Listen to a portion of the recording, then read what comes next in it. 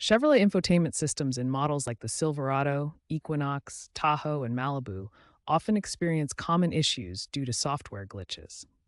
Freezing occurs when the system becomes unresponsive, often from running multiple apps at the same time. Reboot loops involve the system restarting endlessly, usually caused by corrupted boot files or incompatible updates.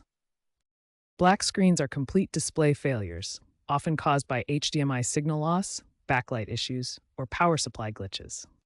These problems are typically software related, but can involve hardware failures. For temporary relief, try a soft reset by holding the power button for 10 to 15 seconds, or a hard reset by disconnecting the battery for 5 to 10 minutes. Remember to keep your system updated via over-the-air OTA updates or dealer visits to address firmware issues and prevent these problems. To troubleshoot Chevrolet infotainment issues, start with simple steps like power cycling. Hold the power button for 10 to 15 seconds, or disconnect the battery for 5 to 10 minutes. If freezing occurs, try closing background processes or clearing the app cache in the settings menu.